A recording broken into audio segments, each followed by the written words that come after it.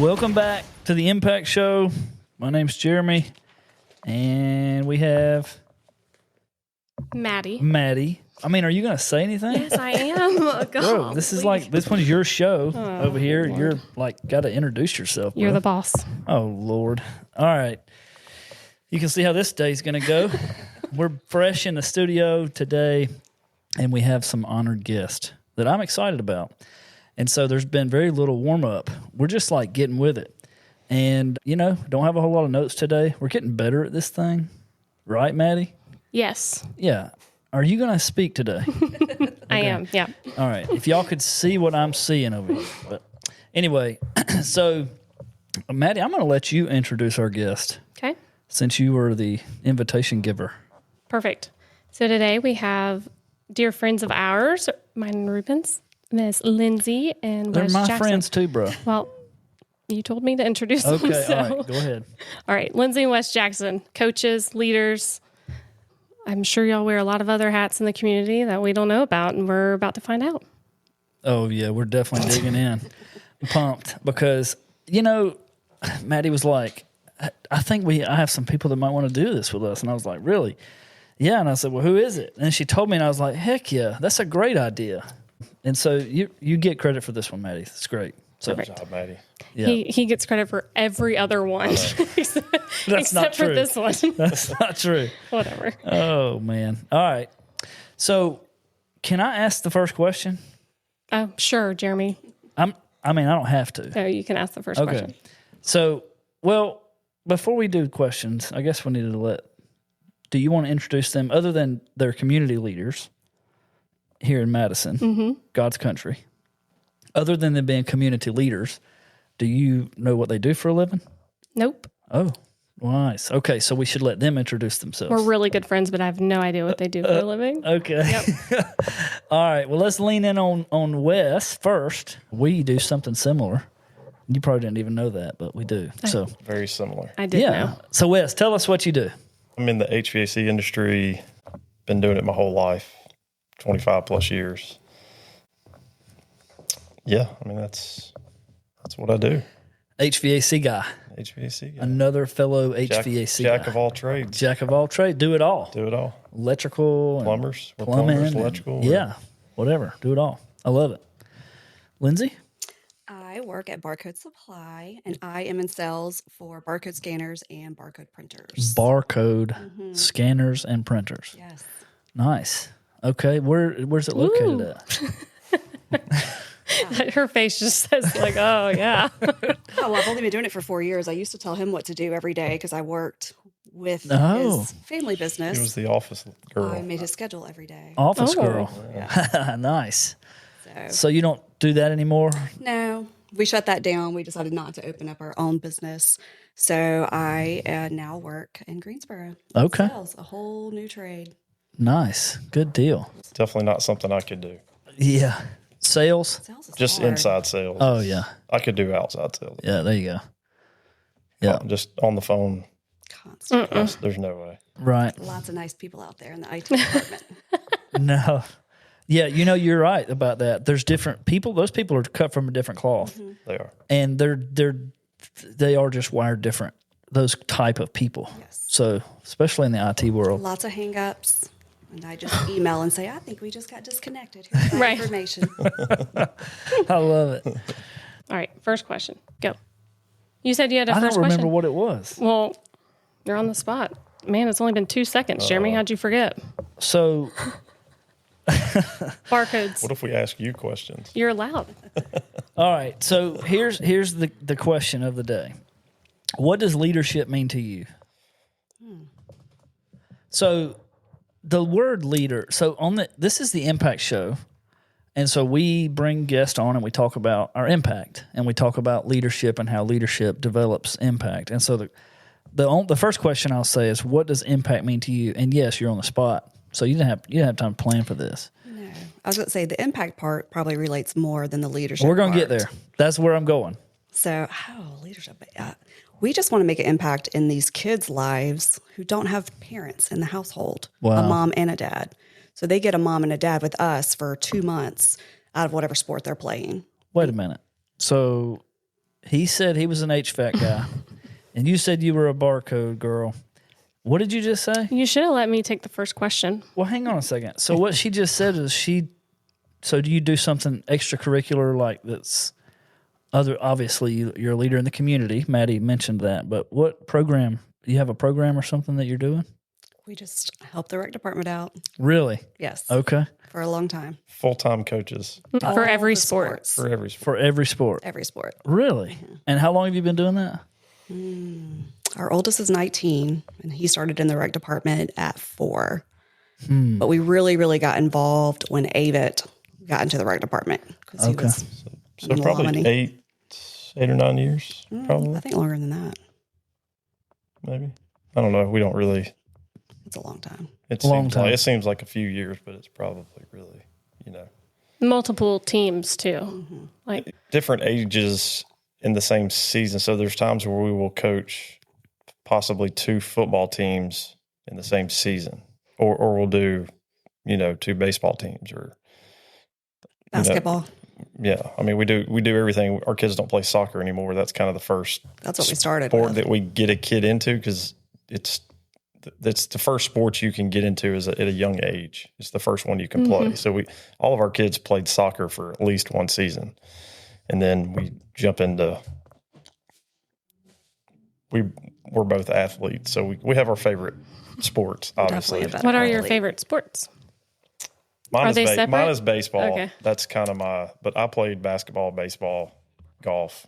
So those are just my personal favorite. I still am a pretty small guy, but I was probably 6 foot, $125 in high school. So I didn't play football, but I actually, now that we've coached football a lot of years, I actually really enjoy football. So Yeah. I did softball and basketball, but my favorite thing to coach is football. yeah. You like to coach Oh, football? I love to coach football. What's the difference? I don't know. There's so many more factors into football. Maybe because I didn't get to play either. So I'm like, let's go. I think it's a more physical. So, it's like every play, it's intense. I think The that's whole game. When y'all coached, Porter was a cheerleader on the sidelines, and I was the cheerleading coach. I will never do that. Maddie, you were a cheerleading coach. Can you believe that? Yeah. Oh, They said we got snow cones after the game, and we didn't. I'm just kidding. No, but Lyndsi was pregnant with Sadie Joe. And one game she was pregnant, and the next game she had the baby wrapped around her. I scheduled her delivery around football. really? I left the hospital and went to football practice with her. Wow, so cool. Yeah. I think you've probably, this may be too much information, but breastfed. Oh, I did. I would Her while cover she was up on coaching? the sideline. I would be yelling. She would be eating, and the kids on the side would be like, "What is she doing in there?" Sleeping. I'm like, "She likes to eat in the dark." They're like, "Oh, okay." She eating a Snickers bar? What's good? In the dark. That's funny. Very salty. It was very hot. All right. I don't have anything. It's blank. I got nothing. You told me not to come prepared, so I didn't. All right, so tell me how long, you said you don't keep up with time, but say 10 years in the rec department. You raised your kids in the sports in our community. Yes. And you had 3, 4. Kids, 4. 4. We have 4. All those were together. Yes. As far as we know. So I'm kidding. Oh my gosh. I'm kidding. There was one with really, really curly hair, and we couldn't figure that out. oh my goodness. Oh, that's funny. All right, so y'all got married 10 years ago, 20 years ago. How long? We did things out of order. We dated for probably like 4 weeks, 6 weeks, Okay. and I got pregnant. Okay. So So we didn't get married till 2.5 years after that. almost 4. We Noah met in was- 2005. Noah was born in 2006. He proposed in 2006, but I don't know what I was waiting on. I was just like, we'll just wait. I think we wanted to make sure it was going to work. Yeah. I mean, Right. we didn't want to just get married because we were having a kid. Yeah. Like, Right. that was the wrong. Yes, we did it out of order, but we didn't want to just get married because we were having a kid. So we obviously wanted to make sure. And so Well, you made a good decision. 19 years later, You're we're still kicking together, around. So Yeah, you're still kicking around. So that's really good. So when people join our show and they listen, they can click on it and they're listening to you, and they're saying, okay, this person is about the same age. Okay. So we want to make sure that we set the stage where they can relate. And so you guys have been around a long time. You had 4 children and 19. And how old was Avett? Avett. He would have been 13 3 days after his accident. Okay.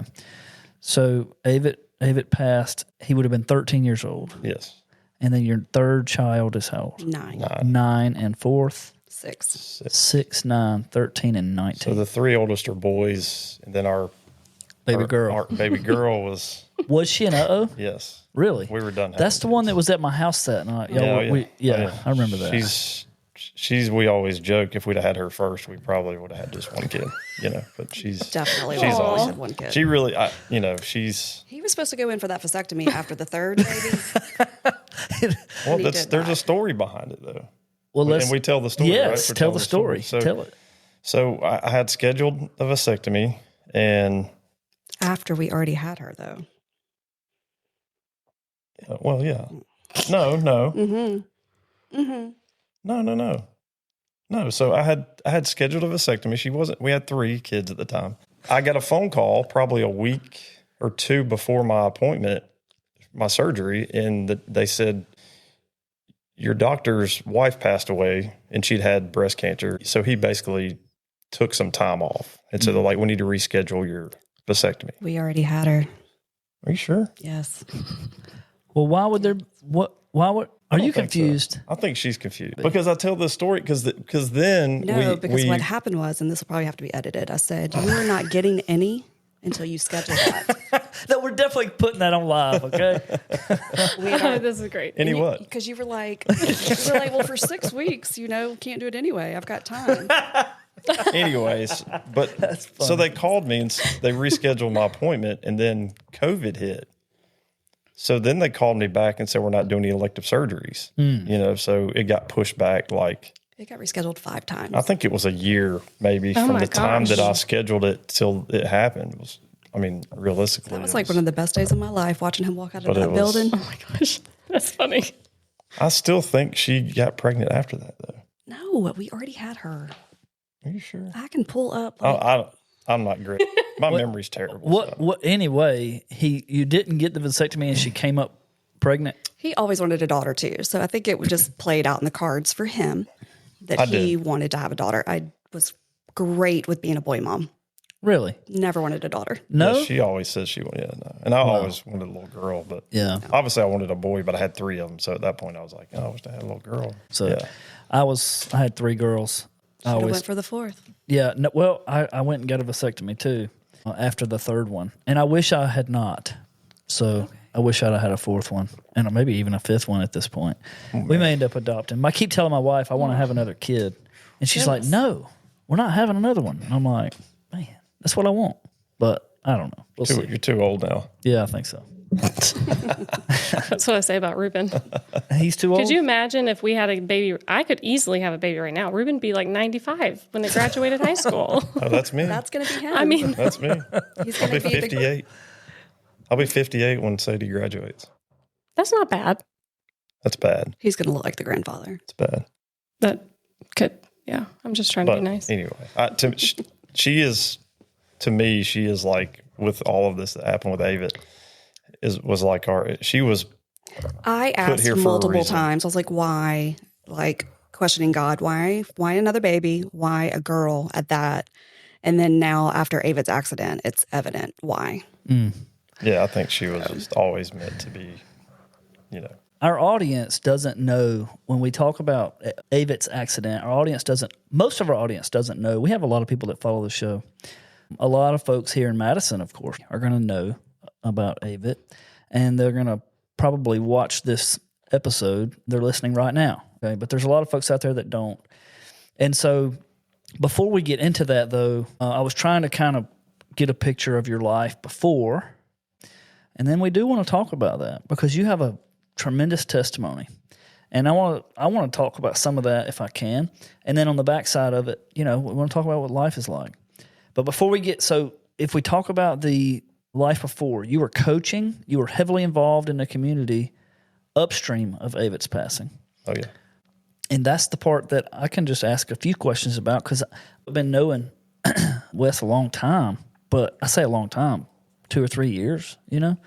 So tell me about, you know, coming up in your dad's business, you said. Mm-hmm. When did that go away? It's been roughly 5 years. It kind of started 2020. It officially shut down June 2021. Okay. Yeah, so he started a commercial HVAC company back in the 80s. I mean, I was a little kid. I remember riding around. He grew it to be a pretty big company. At some point in there, it was a family business. I mean, it was my dad and my older brother and me, my stepbrother, my stepmom, my wife, my uncle, and we had other guys too. But it was a family business, which can be pretty tough. I mean, Oh, yeah. Me and my dad always got along. We never had any issues, but just working with family in general, that's a rabbit hole you could go down. I think a lot of people could, but you know, it's just tough to have a home life and a work life, and it's just all combined. So anyway, fast forward. I mean, my dad had that business 35 years roughly, and when my brother got out of high school, we obviously helped him in the summer some while we were in school. My brother, he was 2.5 years older than me. He obviously started doing it full time. When I got out of school, I went to Athens, went to college, came back home, and started working full time. So that was probably early 2000, 2000, maybe 01. And I've been doing it full time, you know, since. But kind of a long story, but during COVID, you know, business was business. We didn't really get slow or anything. But my dad one day just became He started acting different. really strange. And we quit eating, wasn't hungry. Fast forward to a couple of weeks, and he went and had an MRI done. And he had a stroke and didn't know it. So the stroke that he had was kind of affected his cognitive side of his brain. So like stuff we do every day, brush our teeth, take trash out. He was having trouble. He was having trouble doing that stuff, you know, and it went downhill really fast. And he fired a couple guys, said we weren't busy enough, and let some guys go. And then at that point, we were behind because we didn't have the work. I mean, we didn't have the people to do the work, and lost a lot of our big accounts. And that was kind of the end of it. He physically couldn't do it anymore. There's a lot of other stuff in there that's, you know, it just wasn't.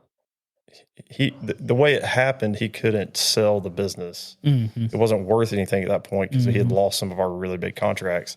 So he decided to shut it down. But we had a residential franchise HVAC system or AC company along with that. So I was actually looking into buying that franchise since we had the customers, but it just, at that point in my life, I had, you know, 4 kids and. Well, we only had 2 weeks to decide that. Yeah. And it's both of our jobs, not just him and I have another job to hold down the fort. It was both of us. Yeah. We both lost our job. I mean, In the same day, on a Friday, with I was 4 kids. Called and my stepmom said, "Hey, Monday, bring your van in. That's it. We're done." Wow. So it was very stressful. I knew because we both worked there. So we both lost our jobs the same day, the same time with 4 kids, and your mind just, it starts going like, well, what do we, I knew I could just go I knew I could go get a job. I know the industry well, you know the industry. If it's hard to find good work, you know, good help, and I knew I could go anywhere and get a job. I wasn't really worried about that, but I didn't want to just go work anywhere either. Yeah. You know? Yeah. So I called Michael, and he has a business here in town, and I said, "Hey man, just kind of told him the situation." He goes, "You can start here tomorrow. You can work here 2 weeks, but I'd love to have you forever," you know? Yeah. Because we grew up together. He's been in the industry. I've been in the industry. He kind of knows, you know, that my dad had a business, and obviously I knew what I was doing. It wasn't like I just started, you know, I'd been doing it for a long time. So, Right. And so it was, you know, I told him, I said, "I want to take a week to just not work, you know, and kind of do stuff around the house." And I think he called me like that Tuesday. I was like, "Hey man, can you, you got time to go change a furnace out? And I was like, Michael. So anyway, that Tuesday I drove my truck and went and changed the furnace out. And so I've been working there since, but it's been, at the time, that whole deal was like very stressful. And like, in the back of my mind, I don't really probably show my emotions very much, but like it was a stressful time for me personally, but I know for the family it was too. And fast forward, it was probably the best thing that ever happened to our family. So wow. Definitely some adversity. Yeah. I mean, it's, she got a different job, and this isn't always a big deal, but she started making a lot more money. I started wanting to be a stay-at-home dad. I started making more money, and I said, "Baby, you just keep pushing, baby, and I'll be a stay-at-home dad. Maybe do some guiding fishing trips on Oconee 2 days a week or something." There you go. But anyway, it's been, that whole deal has become a blessing for us. I think it's just life in general. Things happen for a reason, and at the time, you don't really know why or understand, what's going on, but it seems like there's always, at the end of the day, it becomes a good thing. So we've been blessed with that. Now, I've been thankful for Michael who takes care of me, and just been a great change. Yeah. Shout out to AirTech, right? Yeah, man.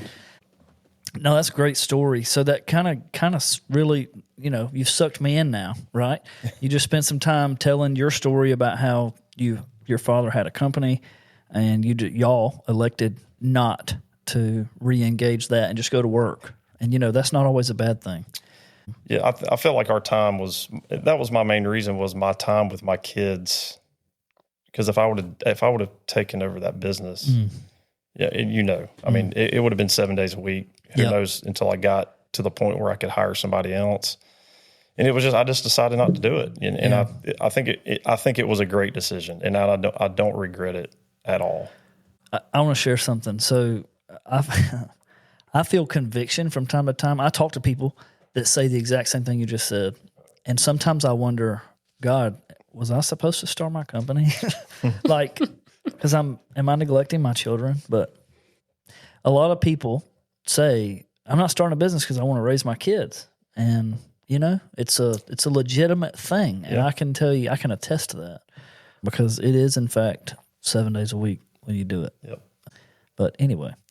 All right. So 2020, 2021, you went to work for AirTech. That's correct. And now it's 25. So you've been there I think it'll be 5 years coming up soon. It's probably been 4.5. Cool. Something like that, roughly. All right. So you're both moving on down the road. You got jobs, and you're coaching your kids in our community. And you're a Morgan County, like you're in your football, baseball, you're doing all the sports. If you get on the Jacksons team, you're going to win. Yeah. That's times. literally it. Maybe. Well, a lot of the times. And if you don't You'll win at win, life. then you won't ever get on their team.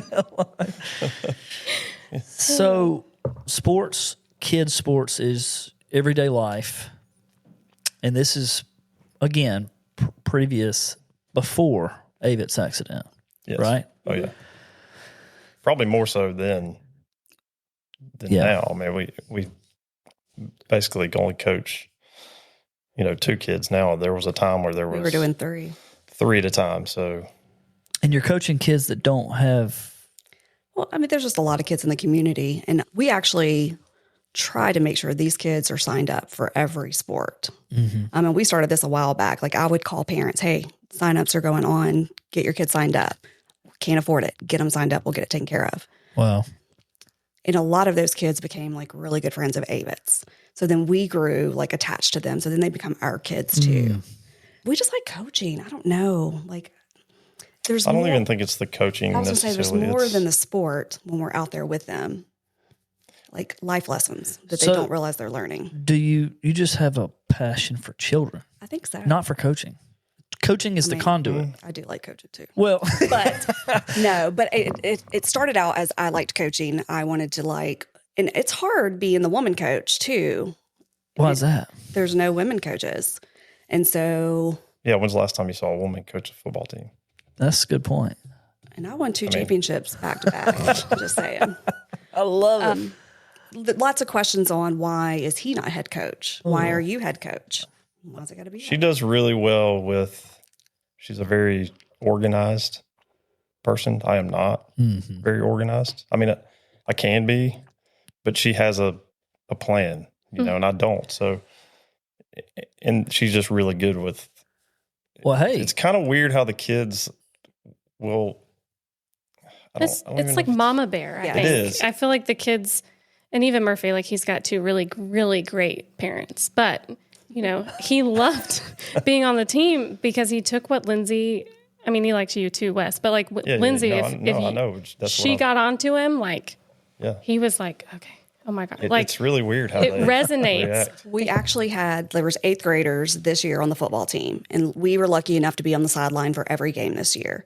Wow. They would come to me for advice during the game. What are we doing wrong? What do I need to change? What do I need to do? Wow. So they wanted me to tell them over their own coaches.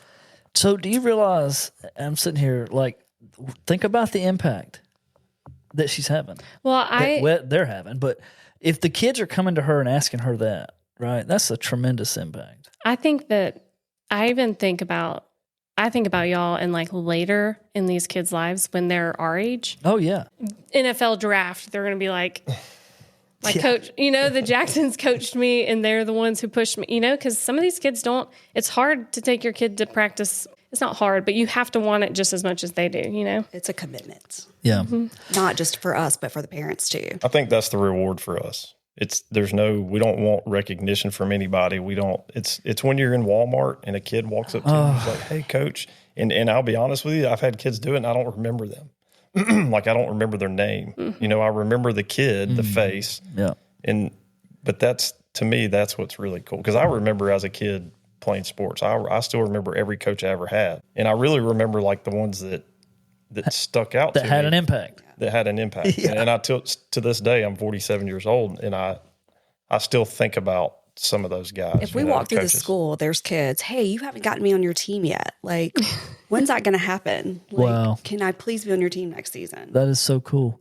See, I didn't know all of that. Now, let me say this, because I'm fixing to open the can. After Avett's accident, I learned a lot about you guys. Because, I mean, the whole community was talking about you. Yeah. But up until then, I didn't know. And even then, I didn't realize how deep y'all were involved. So I don't know how much you want to or don't want to talk about Avett's accident, because we haven't talked about this before. But I do want you to allow our audience at least some insight, because they're all sitting here thinking right now, well, what happened? And so if you will, tell us what happened with Avett. And then I want to talk on the backside of that, what changed. Because on the front side, again, we're still on the front side, but on the front side, you guys were already involved in the school and the community, and you said maybe more, okay? But let's talk about the accident. So he spent the night with a friend. It was Martin Luther King Day. They were dove hunting. They were just riding side-by-sides on this property. It's a big property. He kept calling me all day because he had basketball practice. Hang on. So Avett is how old? At this point, he's 7th grade, 12 years old. Okay. On this day. He's wanting to skip basketball practice for the middle school, but they're going to the championship game. And as a coach, it ain't happening. There you go. We don't let our kids skip practice. I can't imagine being y'all's kid and being like, please just let me. They're militarized over there. They've got to be hurt or seriously throwing up. Well, and You're going to the game, buddy. Yes, and he's never wanted to skip. He's our sports guru. He's good at everything he's ever done, tried. He's just talented, like very gifted. I like to say that he gets it from his mother. It's an argument we have very often. Anyway, so I'm telling him, no, you can't skip. Noah's coming to pick you up. I'll let you stay an extra 2 hours. So I let him stay longer. And by doing that, there was a tree company working on the property. They were removing trees.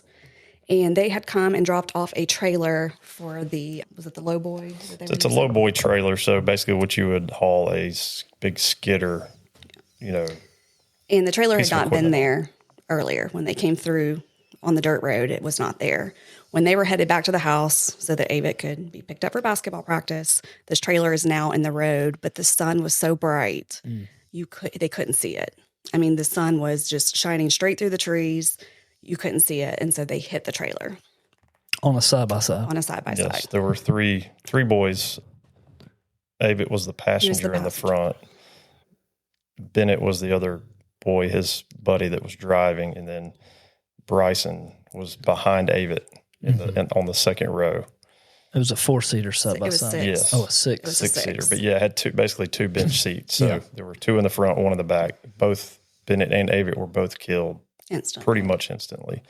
So thankfully, Bryson suffered some minor injuries, a broke arm, just, In the nose. yeah, his nose was broke, I think, but very minor compared to, and he is obviously alive and well and healthy today. So, thankfully, they weren't all three sitting in the front Because normally they ride three. because we had heard that they would all sit in the front. But he said Avett had his stuff in the front and the middle and was like, just get in the back.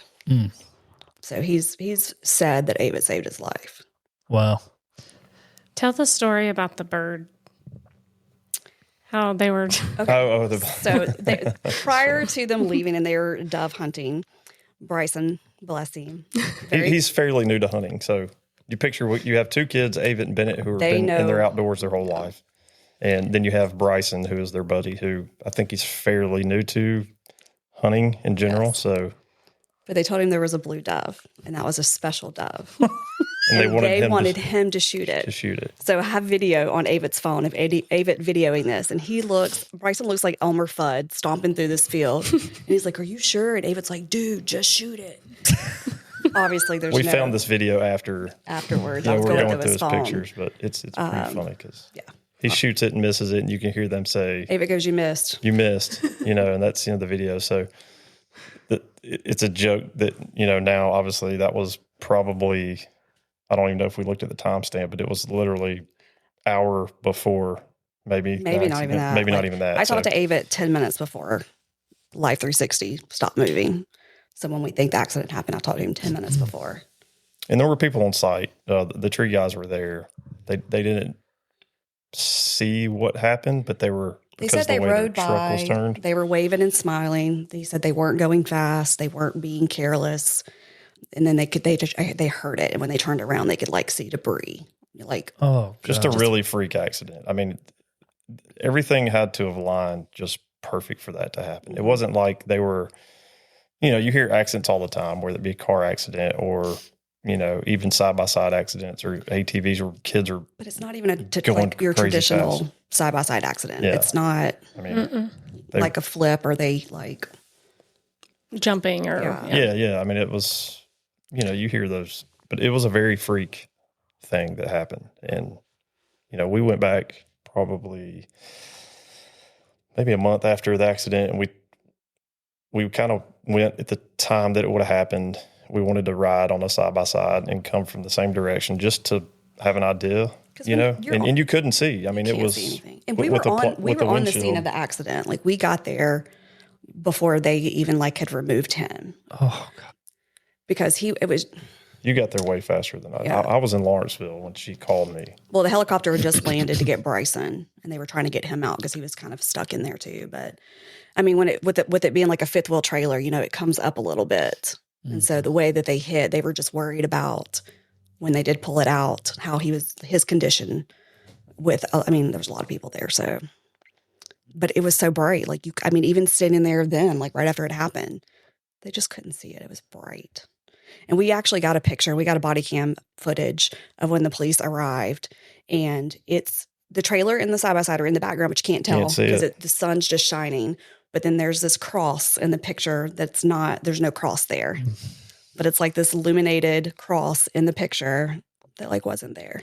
Wow. I think that's my favorite part. I'm so glad y'all told that story. Yeah. Like cross of the sun, the light? So a long picture, it's, we're trying to, it's hard to without showing a picture, but so it's a dirt road, picture like a 1-lane dirt road trail on some property.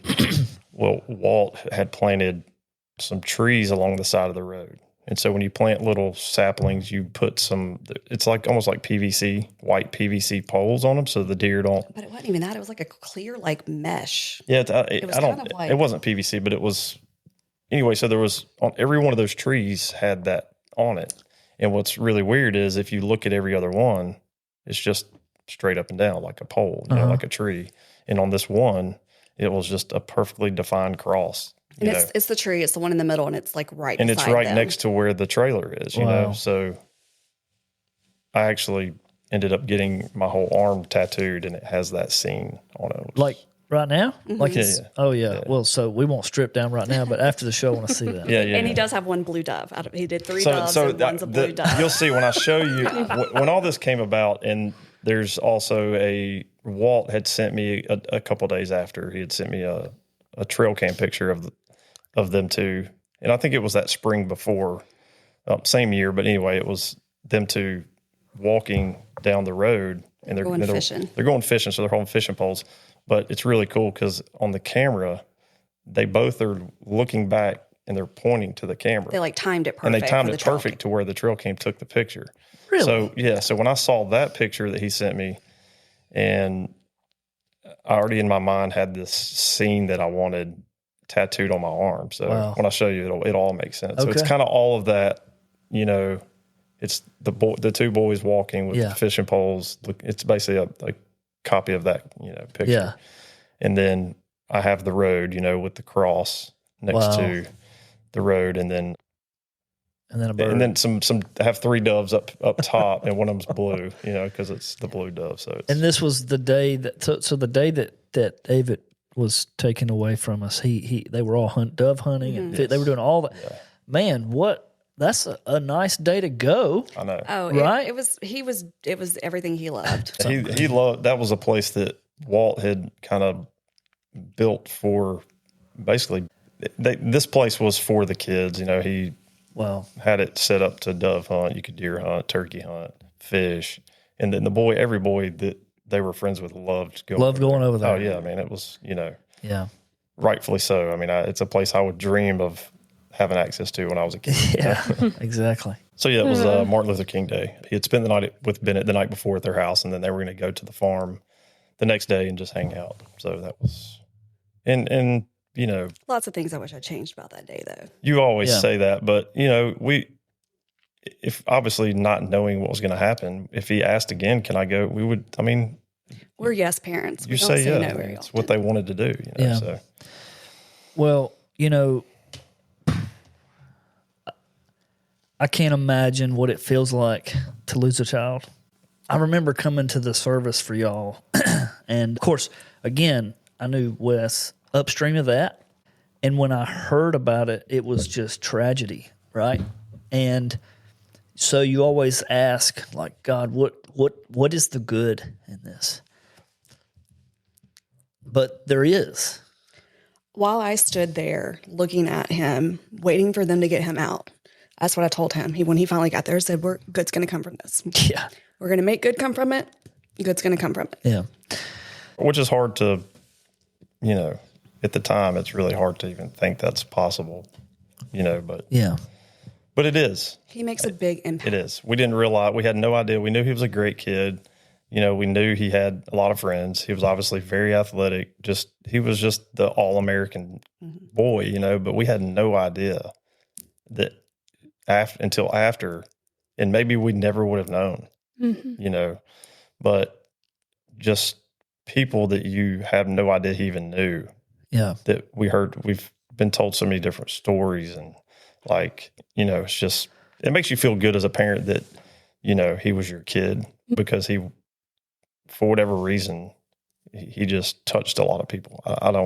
He was very humble. I think he was just very easy to like. I mean, I don't know how else to say it. That he probably got from his dad. Well, I mean, it's just, I'm going to try and get this out. Okay. But I'm having a hard time over here trying to get it out. He did have an impact, and I haven't even told many people this, but my daughter, Macy, went to school with him. And because of his passing, she got saved.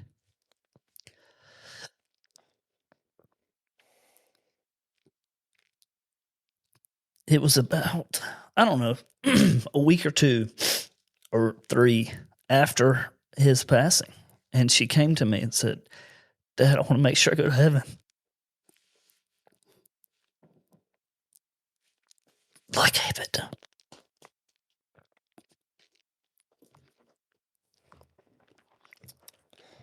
That's not the first time that somebody's told us that. And There's been a couple, like, kids are getting saved. Yeah. So if he has to die so that 2 kids get saved, Right. good came from it. Right. Well, that's where I was going, is that when tragedy strikes, we don't understand. And, there's always a sacrifice made for something all throughout the time, and you never know what the good is, but God always has a plan. And so I do want to talk about the night I guess it was the afternoon, where we all went to the Morgan County gym, and there were so many people there. Our whole community has been so good through the process. no doubt. And I know it still goes on, but let's talk about that a little bit. So the impact that you guys had on the lives of all these people upstream of Avett's passing, and then Avett passed, and then the community loves on you through that. And you said that we know he had an impact on kids getting saved. What else do you think came from it? I think kids are wanting to be better humans. I feel like they've become kinder to their classmates. I don't know. I hear a lot about how people want to be like him. Right. Yeah. Which is pretty cool. Yeah. Mm-hmm. Well, and he was 12 years old, Yeah. right? 7th grade. He has a bigger impact on more people in this world than any of us. I think that's that's think the about it. surprising part about the whole thing after the fact was, what could a 12-year-old really? How big of an impact does a 12-year-old really make? That's what you think, Right. but obviously, it just goes to show that I think kids can have a bigger impact on other kids. So we're coaching Waylon's age now is 9 and 10. And so these kids are like, for football, Oh, wow. they got to wear wristbands this year, which were also the same wristbands that Avett's team has worn in the past. They were like, who gets to wear Avett's? Like, they wanted to wear Avett's. Who gets number 3 on their jersey this season? What did Avett do in this position that I can do to be like him? Like, what can I do to be better? Wow. So even like these little kids want to be like him. Wow. Well, I think the kids in the school and the teachers, he had made an impact on the short amount of time that he was here, and that is just compounding. Talk about the young boy that was with him. They were best friends for a long time. Mm-hmm. Bennett Rayburn. And his family's been through this same thing. How are they doing? I think they're okay. They have a different... It's a different situation for It's them. different because there's guilt, without even having to say, we hang out with them a lot still. We try to do monthly where we just can get together. Wow. And because we can relate obviously to each other. We never want them to think that we blame them in any way, even though they carry that guilt. They do have 2 older children that are in college. So now they're kind of like empty nesters. Whereas we still have little kids in the house that we have to keep moving forward for. So their situation, the hurt is all the same, but the aftermath is a little different than ours for them. Yeah.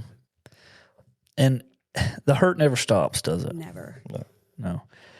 And I sensed a little bit of maybe, Lyndsi, that you feeling some guilt too, Oh, yeah. right? And you've had to process that. And I heard him say, you say it all the time, but I'm assuming y'all have gotten some counseling and stuff to go along with all this stuff, or no? We have chosen not to do counseling. Mm-hmm. I feel like They've chose to do coaching. Yeah, that's pretty. Well, God is your counselor, right? But, and I actually read something the other day. I think I'm I don't know I can't remember what it was called. It's almost like a hyperactive grief or I need to keep moving. Yeah. So I need to keep coaching. I've been volunteering at the middle school every Friday. I'm there all day. I still go to all of the football games. I will be at every basketball game. Everywhere he was supposed to be, I still want to be. And I think those boys still want me to be there too. But it's my way. It's like, that's my therapy. That's a gift, right? I mean, that's a gift. At least that's what I think. I think some people crawl in a hole and which could be very can easy be to very, do. very bad Yes. and easy to do. There's some days you just want to lay in the bed. You don't want to go to work. You don't want to do anything. Well, one of the things that y'all did immediately, the next day, you were at the school Yes. with a bunch of grieving kids, right? Yeah, I don't even remember. I vaguely remember how that came about, and I think Well, the principal stopped by our house that night, and so did Ginger O'Neill. So Hillary Mueller and Ginger O'Neill stopped by, and I immediately said, they were like, we're going to have counselors there tomorrow. We're going to have pastors there. And I was like, I want to be there. And they were like, well, you don't have to do that. Like, and if you change they your were mind in the very- morning, it's okay. they wanted. I mean, they would have let us do whatever we wanted. Like, So we went. And we I don't know stayed if that's a all normal day. situation. I don't think it is for for something like that to happen and then a parent go up. But for us, it was like it was therapy for us and seeing all those kids. And then was it a crappy day? Yes, but it was really good to hug a lot of those kids' necks and. They're a reflection of him, and we're a reflection of him. So we were like, I don't know. This is some of those kids' first death. Like, they haven't even lost grandparents yet. Yeah. And it to be a friend, a 12-year-old, a 7th grader, and two of them, two friends. Yeah. Oh, I lived it. Like I said, Macy, I don't think that they were best friends, but she certainly knew both of those little boys. Mm-hmm. And she came home just tore up to pieces. And for weeks, it was a topic at our house, as everyone else's. But being in the same grade, it definitely impacted my household as well. And so, and how old is yours? She's in the same grade. Yeah. Same grade. Yeah, that's what I was thinking. Yeah, So- that's a tough, middle school's a tough time for kids anyway. I think, they're trying to find themselves and figure out This where 8th grade class is special. But they're We've said it from. yeah, it's 8th grade class is just It different. really is. It's the whole group is like, I don't know. They're pretty amazing, I think. Yeah. We're hoping we set up a foundation in his name probably 3 days after the accident too. Again, I feel like we got to keep moving. And so we set up a foundation in his name to give out scholarships to seniors. And so we were able to do it last year for the fishing team, the high school senior fishing team. And we got a big sponsorship through like Bass Nation and stuff helped. So, but our goal is we would love to do it for every sport he played. So it would be golf, baseball, the fishing team, basketball, and football. He did a lot. I was going to say, he played a lot of sports. Yes. But then we got to thinking about it though, and I was like, that leaves the girls out. Oh, yeah. So we may just open it up to like just a sports scholarship so everybody can apply for it. But my goal is for that 8th grade class that every single one of them gets one. Wow. That's an aggressive goal. We gotta get to raising money. Yeah. That's the hard part. It is. actually doing it. Well, we're trying to figure out what to do. What can we do yearly as a fundraiser? Yeah. Well, you want to honor. Yeah, we want it to be fun, and there's already some things that Walt's kind of put into play. There's going to be a baseball tournament that they have every year here in town at the new facility, and kind of be like a fundraiser. Yeah. So that's one of them. But we're going to try to do some things, whether it be a golf tournament or whatever to raise some money. Beersby tournament. Oh Yeah. yeah. A what tournament? Yeah, that's fun. Beersby. What It's is a It's a frisbee game. it's a frisbee game. Beersby? with beer. It's pretty fun. It's like That would be an It's a- adult-only game, I guess. it's a 2-inch. no, I mean Murphy plays. Yeah. So there's no beer involved. It's I mean, you just have to have a drink in your hand, and most people choose. you Most people choose beer. You don't have to be a drinker to play. It Yeah. could be a You can hold a water Coke, bottle. Coke Yeah. B Yeah, that's game. right. Oh yeah, I That's mean, right. we have all of our kids play. Really? It's really fun if you've never. Yeah, you need to. I've never done that. It's So It's a good game. yeah. okay, cool. You take some 2-inch PVC and Oh, nice. Put a beer can stick on it in the top ground of and put a beer can on top. And you take a frisbee and you're trying to hit either the pole to knock the can off or hit the can. And But you can catch it, like defend it. but the defender is Oh, this is a real thing. it's a real thing. It's Okay, fun. so this isn't like a backyard party game. It started out as that. Yeah, I think that's They'll have competitions next year. It's, No, it's a Buckhead Manor thing. There are a Oh, few people. oh, I mean, I'm sure that people played it outside of that too, but I've never Our seen pool? it. That's where we were introduced. Do y'all live in Buckhead Manor too? No, Oh, I was no. about to say. We know a lot of people We're in there. frequent so flyers. Ah, I got you. I know a lot of people there too. There's lots of folks there. So we talked about impact, and obviously Avett has had a huge impact on a community and my family and Maddie's family, and you want to continue that.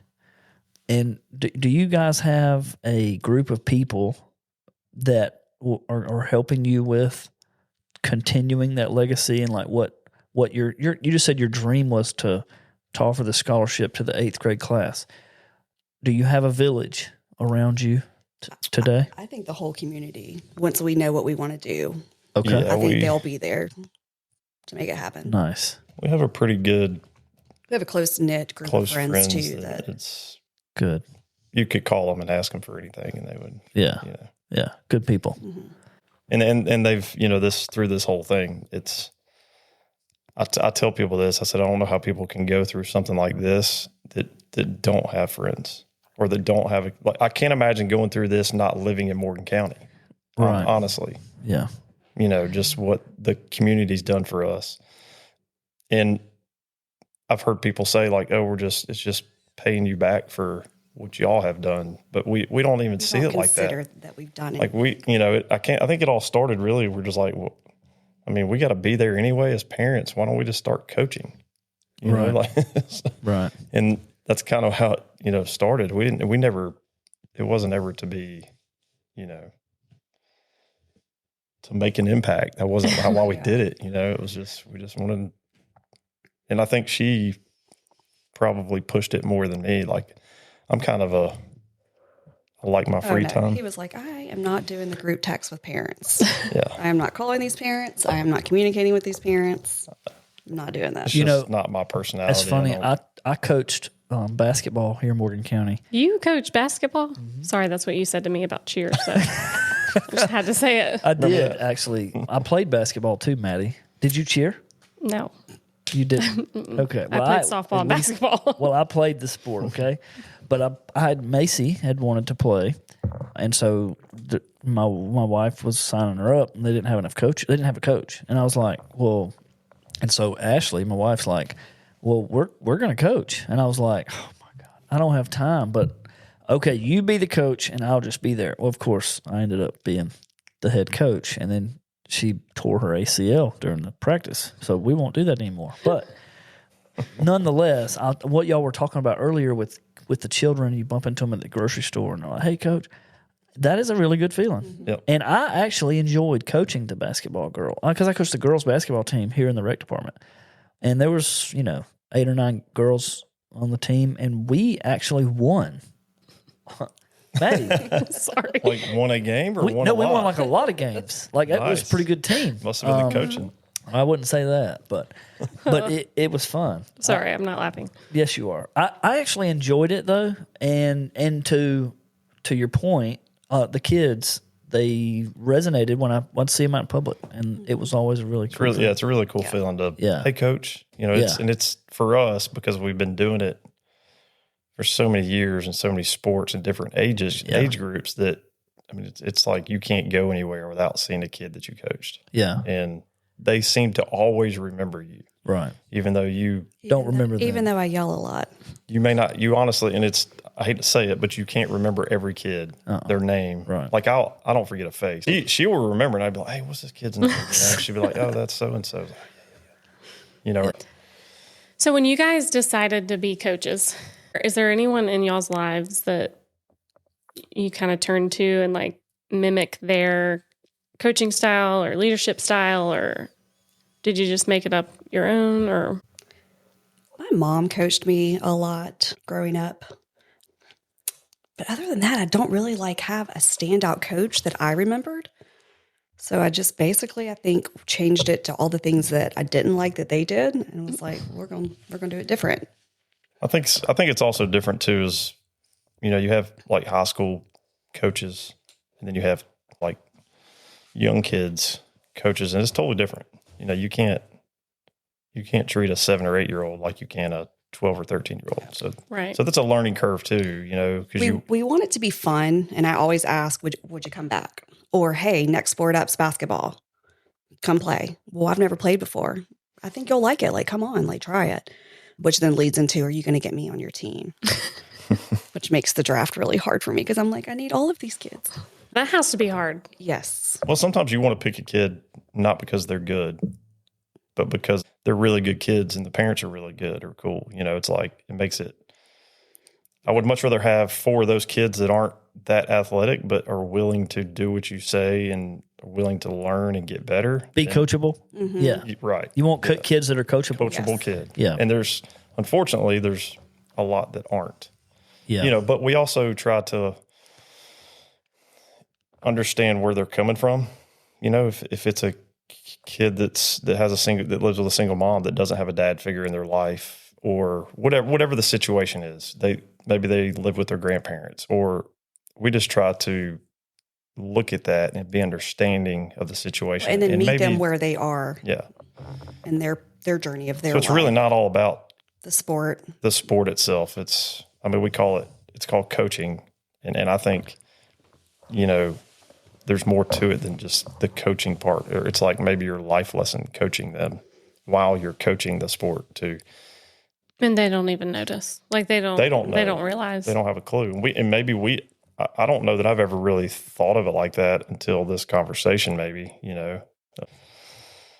We have kids that will call us and want to ride with us instead of their parents to like games, or even if it's the high school game. Are y'all going to the game tonight? Could you pick us up? And I'm like, let me talk to your mom. Yeah. And the mom will be like, well, we're going too. Like, we're gonna be there. But they're like, they just want to be around us. And that's sweet. It is sweet. And I think, a lot of Avett's buddies and teammates, they are still very, very, very close to us. Almost closer now than before, I think. And they know where I am. You see them in public, times. man, you're getting a hug, they'll make you laugh. It's Lyndsi's a huge hugger too. I have become the biggest hugger in the past 9 months. It's pretty impressive, actually. That's the good. amount of hugs. That's good. It's not a physical touch is not my. It's my thing. If you know my Waylon, my 9-year-old, he hugs everybody. Yeah. And I'm a hugger. Like I'm Yeah, I'm a hugger too. Nope. Well, 9 months ago, that was it. 9 months ago, so it's not even been a year. Wow, a year in January. Yeah, and it's been a really fast 9 months. It has. Well, grief time's weird because I'm like, how can it already be 9 months? It just happened yesterday. It always feels like it just happened yesterday. Really? I don't know that that'll ever change though, because I think you play back that day every day of your life. So I think that's why it doesn't seem like that long ago, because I think you just replay it every day, more than once. Yeah, and I don't think that's ever going to stop. But so after the accident, has coaching become easier or harder, good or just question. kind of stayed the same? That's a good question. That's a good question, Maddie. Nice job. It's actually funny. I think it's these kids at this age are different. What do you mean by that? They're harder to coach as they get into 8th and 9th grade. So so with Avett's age, I think we were spoiled though with that group. That group was just. But we also would have his age before him and the age under him every other year. So we would have like that. There's 3 years of kids we would have, and they were just so much easier to coach. And now we try to like, or is it because they're like COVID kids? I don't know. I'm like, what's going on? I think the discipline may be a little less. Parents may be just tired. So you think they're less coachable now? They're harder. They're harder to coach. I think so. I think it's technology too. I think a lot of them are video gamers. So they don't want to be at practice. They don't want to. They're lazy. I think a lot of them. You're depressing me right now. You still get the handful of kids that are just natural athletes. They're really fun to coach. Because they. I'm just kidding. I like Murphy for his commentary. His commentary is great. Murphy, you cannot. That's a Maddie say kid. That. That is a Maddie kid. I'll pick Murphy any day. He's like the hype guy. Yes. We got to mic him up again. I know. I keep thinking about that. I never remember. You probably have to edit that though. I do. Yeah, but I think it's a little harder. Yeah. And I don't think it has anything to do with the accident. Like none of that changes. That's kind of our. Well, because coaching still makes us feel normal. Yeah. For that time period. And really, we had done, because he was 12, he had started playing school sports.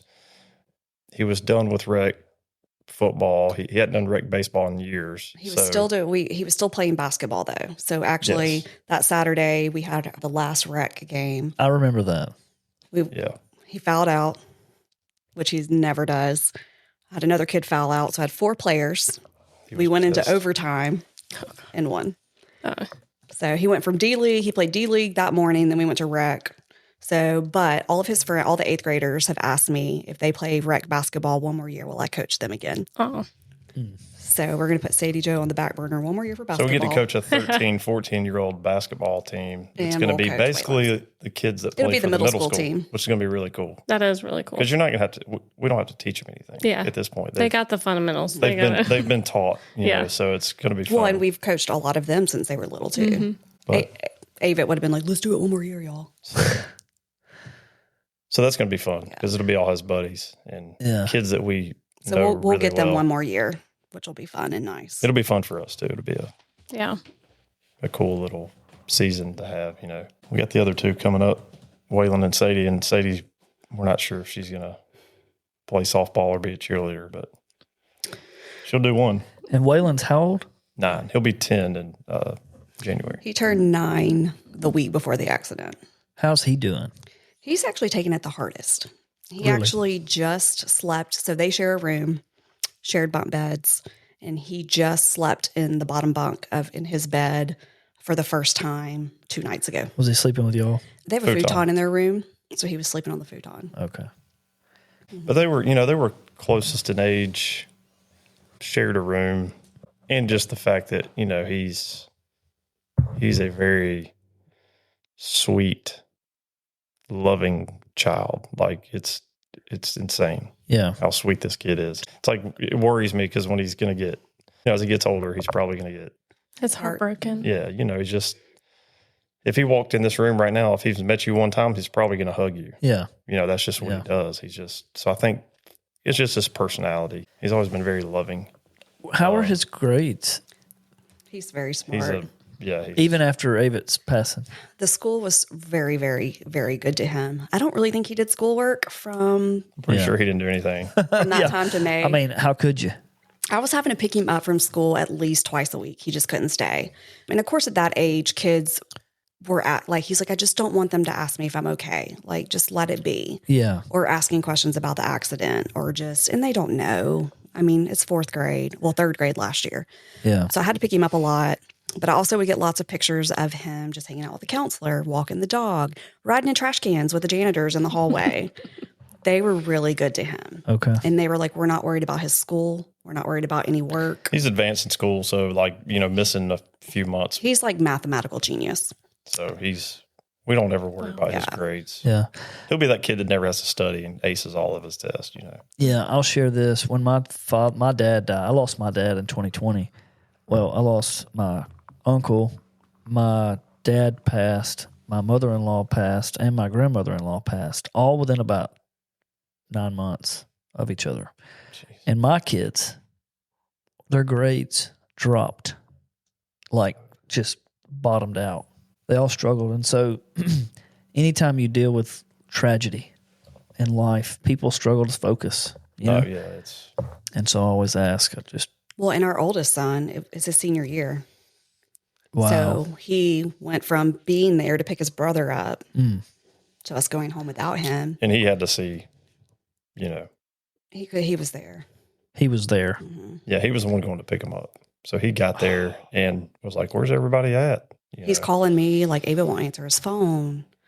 And and then having to tell your other kids, it's...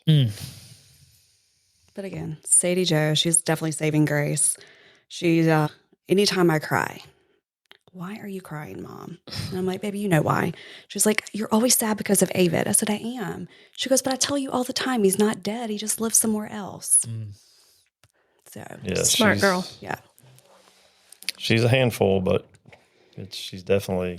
She's been trying to perfect how he would come and run and jump on my bed to come tell me something. So she's trying to perfect that. So she does it multiple times. She's like, God, it's still not right. I'm going to do it again. She talks about him a lot.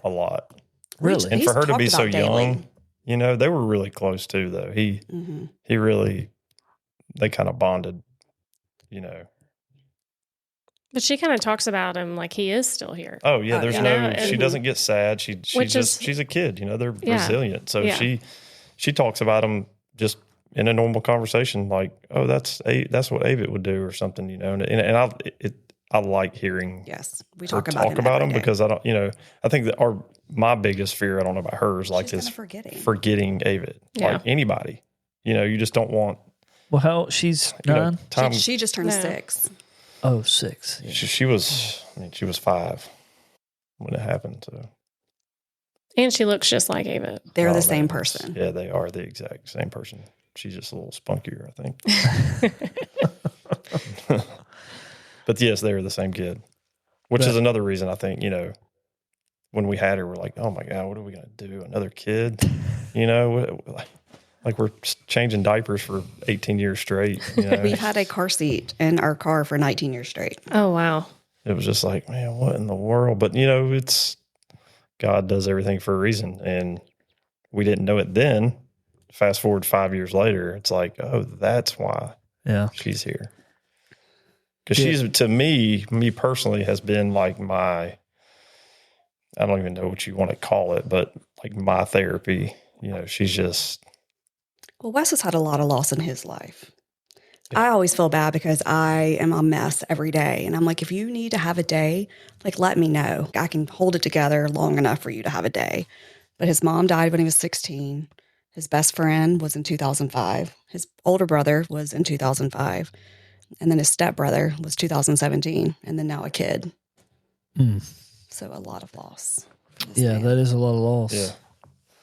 It's So like it's- you're channeling Sadie Joe.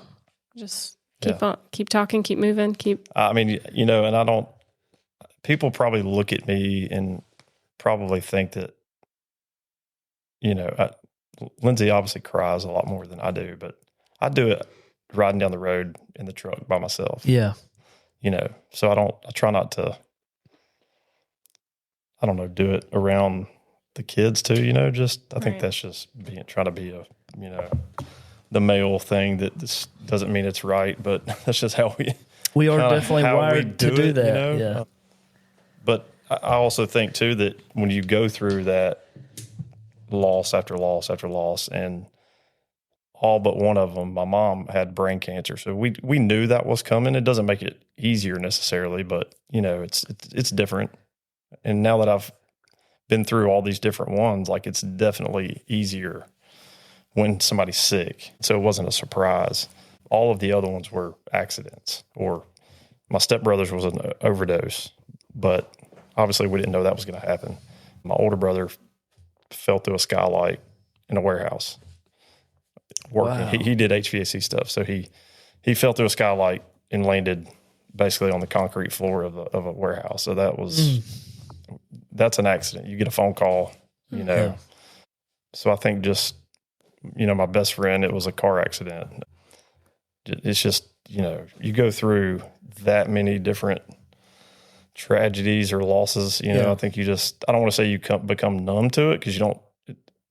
I think it's just like, oh, okay. So I can Here relate. we go again. You know, what the hell? I lost several best friends through the years. I can't relate to having lost a kid, but growing from a young man, all my grandfathers passed.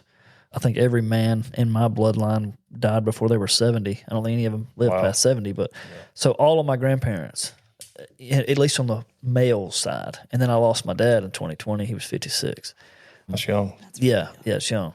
But along the way, my best friends, mentors, people, anybody that I've ever been really close to has died. And so I can definitely relate to that.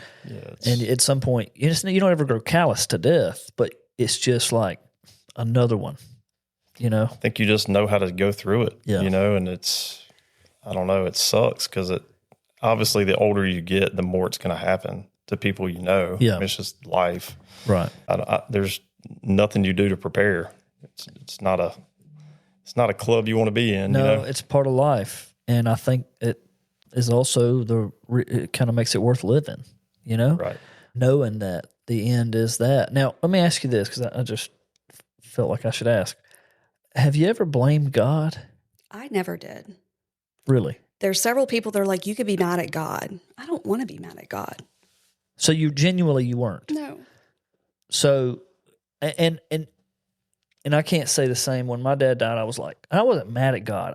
I was born again and saved. You question it. But I did. I questioned it. I remember stepping out of the hospital, and I was like, God, what are you doing?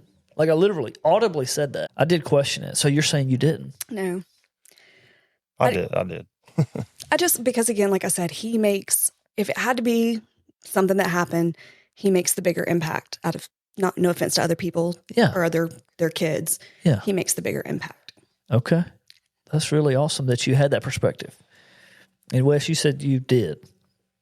I just questioned like why. That was my thing. Yeah. Like why? He still could have done great things here. Right. Yeah. Before. It was always a question like why, and it was selfish. Why me? Why did you pick me for me to go through this again? Right. Like he just had so much more stuff to do. Did you ever say I'd take his place? Oh, absolutely. every day. Yeah. I have strangers, not strangers. They're One of his best friends' grandparents. She says she was She told me the other day I went to her house doing some work, and every time we see them, he was at their house a lot. They're very emotional. They miss him probably more than a lot of people. Yeah. Because he just stayed over there all the time. But she said, I'm glad you're at my house today, but I really wish Avett was here instead. And when she said that, it was kind of like I giggled, but then I like started tearing up because she started crying, and she goes, I'd say every day that I would take his place every day. Wow. She says it. And it's just for a lady that has everything going for her. Right. And to say that is pretty, Yeah. because it did affect so many people. I think it's not just. And y'all may not even know. I mean, you probably know a lot of people that it's affected, but like you just talked about Macy, like there's probably a lot that have not talked to you guys and come up. So the ripple effect just kind of keeps going, which is really cool. Yeah. Well, Macy got saved and baptized. I think there's been a couple stories we've heard like that, and it's, and I think that's our new goal too with the kids that we are too old. They're too old for us to coach now, but we still want to be there for them. I mean, basically his classmates and his teammates across the board. But I think my new goal now is the same thing. Y'all, I want y'all to live a good life. Mm-hmm. I want you to be saved. I want you to know about Jesus because I know that he's going to want to see y'all up there again. Yeah. Oh, yeah. Yeah, exactly. In both of our oldest Noah, he's a very shy. He's an introvert. He's an introvert. So he wanted to get baptized, but he didn't want to do it in front of the church. And it's his personality, So a good friend of mine, Carson Ray. You don't have to tell everybody that. Now our ratings are going to go down. I know. Just kidding. Just kidding, kidding, Carson. We can edit that out, right? My good friend, Ruben. But anyway. No, Carson's great. We love Carson, but go ahead. So he's known Noah since he was a baby. Uh-huh. So him and Noah have a really good relationship. And his daughter, Tally, her and Noah have been friends forever. So he said, well, Carson hunt, we leased some hunting property down at Eatonton, and we've all hunted together. And so let's do it down at hunt camp in the creek. There you go. And he's like, I'll do it. Noah's like, all right.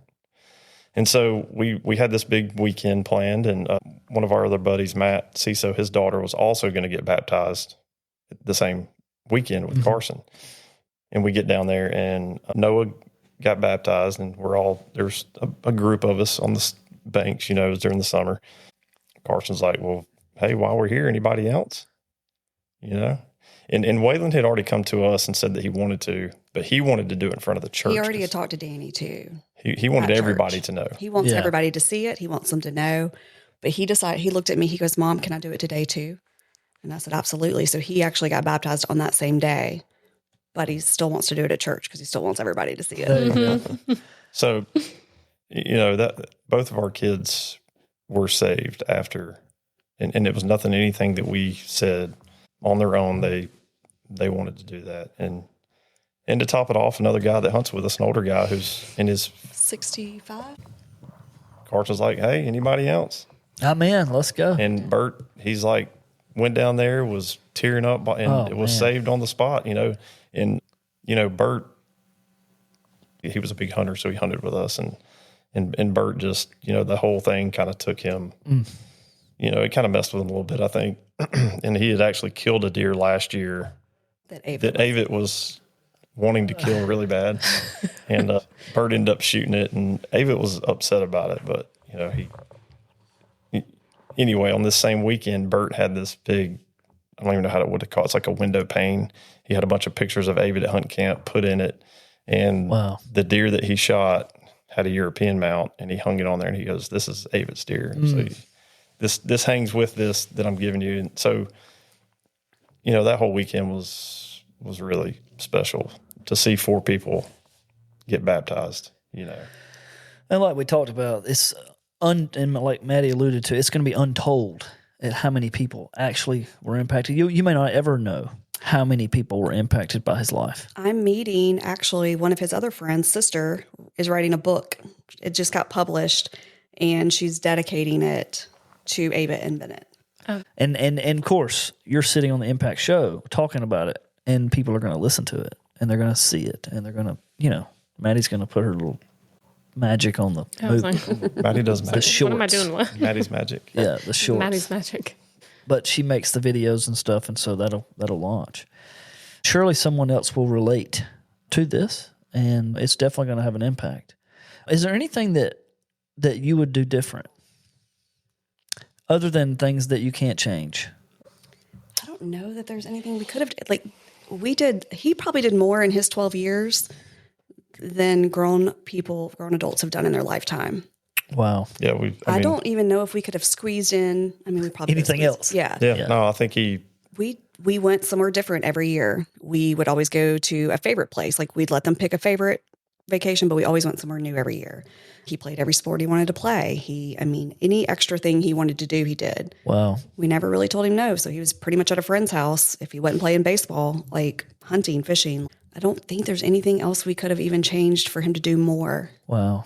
That's awesome. That in and of itself is a blessing. The fact that you can say that with confidence and just right. And I think, unfortunately, there's people out there that could be in a similar situation, losing a kid, and then say, "Oh man, I really wish we'd have done more stuff with them while they were here." Well, I honestly don't know that we could have done anything. I don't think we could have. But that's not happenstance. People that know us are like, we're never home. That's just who we are. I'm just glad because the last Christmas we had with him, I was stressed about it. Your kids get older. What do you get them? Like, what do you do? How do you I want it to still be magical because we still have little kids, but we still have 2 older kids.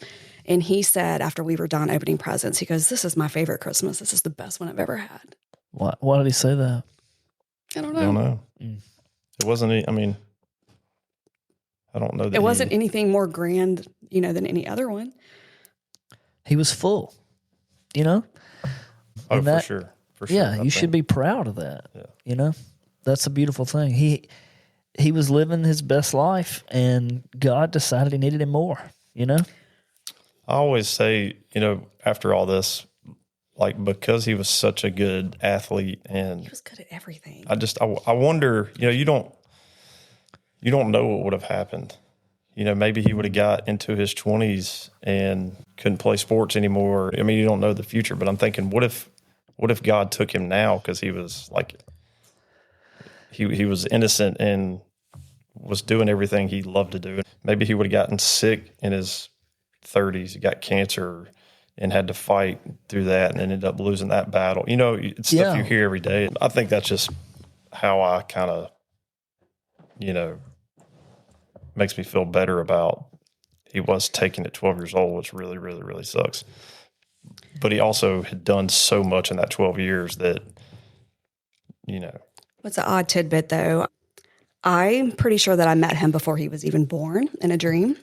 It's a really cool story. I was actually pregnant with Noah. I was in the emergency room about to deliver. Wes wasn't there yet at work. And so I'm wait. You know the deal. Wait. HVAC, buddy.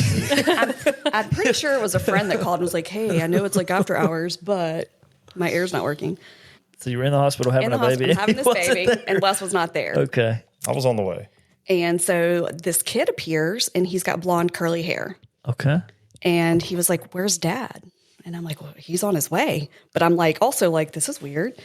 Who is this kid? And I'm like, so I'm thinking that it's Noah, because obviously I'm pregnant with him. So I'm thinking he's coming to me. Where's Dad? We couldn't decide on Noah's name. We couldn't decide to do Christopher Noah or Noah Christopher. Christopher was his brother's name. Okay. And so this kid's like, "Well, I've got something I need to tell Dad. Uncle Chris said that everything happened how it was supposed to. And we like the name Noah Christopher." And then I woke up. So I wake up to tell him this dream. And he had never told me he actually was supposed to go to that job that day that his brother went to. And his dad rescheduled it. He called me the night before and said, "Hey, change of plans. Chris is going to go to the job you were going to. I'm going to have you go somewhere else." Because I was leaving at lunch to go. It was July 4th weekend. I was going out of town. And so the fact that got changed at 10 o'clock at night, and if it wouldn't have gotten changed, I would have been there, but more than likely not falling through the skylight. You know what I'm saying? The whole situation, but maybe I would have. I don't know. You never know what would have happened, but it's things happened for a reason. And But I didn't know that. So the fact, it was like a message to him. It happened how it was supposed to happen. So we have Noah. Noah has no hair. Then it's stick straight hair. So it never really dawned on me. I never thought about it again until we have our second baby. And this baby comes out, and about a year old, his hair starts getting a little curly. And as he gets older, he had hair down to here, curly blonde hair. Ringlets. And he looked like the kid in my dream. Wow. So I think it was Avett. Yeah. So I feel like he was an angel sent anyway. Wow. For a short amount of time. And I always have had this feeling, not always, only since having my children, that one of them was going to die. I never even told Wes that until after. But I always knew it was going to be Avett. Oh, my God. I don't know why. And in your head, you try to swap it. Oh, no, it's not going to be him. What if it's Noah? But it was always him. And so then this happens. So then I think back to that dream. And I do. I think maybe he was an angel that was only sitting here for a short amount of time. He did his work. He did his job. And it was time for him to go home. So I hear that story so many times from you, and I still cry every time. It gives me chills.